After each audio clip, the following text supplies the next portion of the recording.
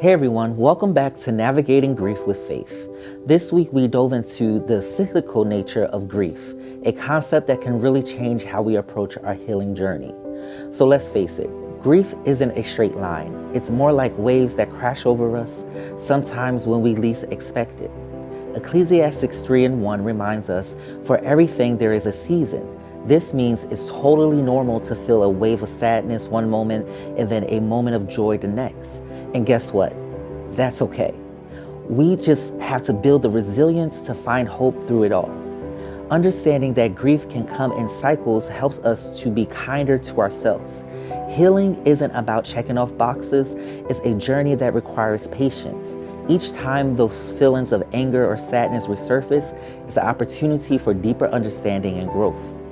We also talk about the importance of allowing ourselves to feel. Lamentations 3, verse 19 through 23 highlights that while our pain is real, God's love is always there, ready to lift us up. So when we let ourselves fully experience our emotions, we open the door to real healing. One practical tip from this week is to set aside time each week for emotional reflection. Find a quiet space and write down your feelings in a journal. Let those thoughts flow without judgment. Every tear is a part of the healing process. We also reflected on past lessons. Keeping a faithfulness journal can help us remember how God has been with us through tough times.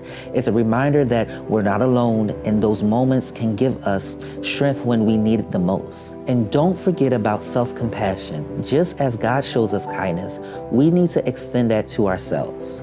Too often, when going through moments of grief and turmoil, we reject God's healing and help because we deem ourselves unworthy due to the negative view that we have on ourselves. Lastly, we talked about the power of seeking support. Whether it's friends, family, or support groups, connecting with others can lighten our burdens. Remember, reaching out isn't a sign of weakness, it's a brave step forward towards healing. In establishing your support network, be mindful that they are not there to be a dumping ground or a crutch, but they are there to listen to you and challenge your perspective to nurture forward momentum and not stagnation. So as we wrap up week 3, let's commit to being gentle with ourselves and others.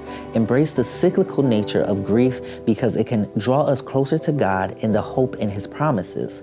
Together, we can navigate this journey with compassion, reflecting Christ's light in our lives. Thank you for being here this week. We cannot wait to continue this journey with you. Remember, you're never alone. God is right there with you. Follow for more information at EBCC Palmyra.com. Have a blessed day.